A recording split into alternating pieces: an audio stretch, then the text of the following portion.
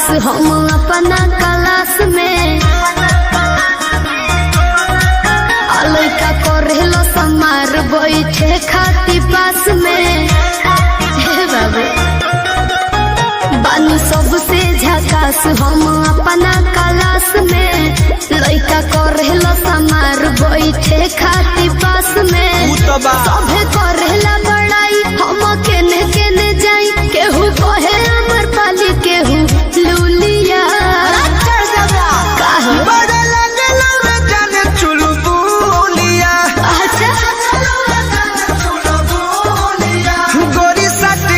पढ़े जब जानू स्कूलिया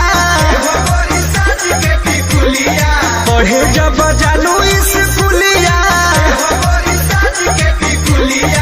अरे चुप रहो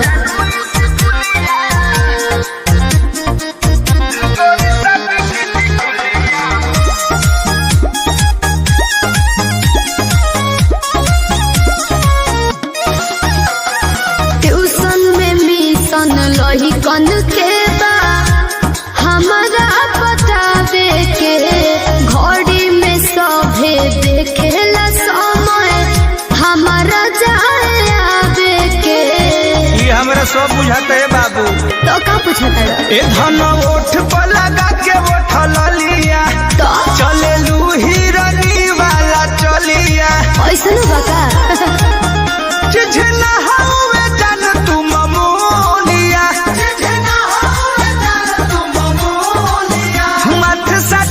टिकुलिया पढ़े जब जानू स्कूलिया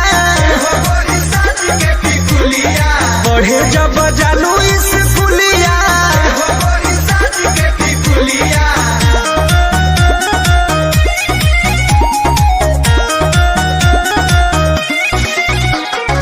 म्यूजिक बाय आर्या शर्मा अरे फेरा में हमारा लागल बाड़े और मध विशाल हो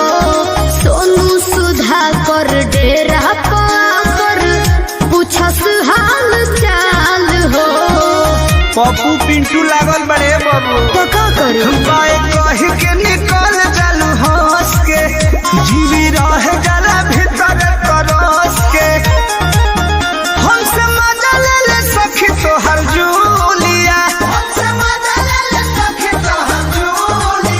गोरी साट के टिकुलिया पढ़े जब जानू स्कूलिया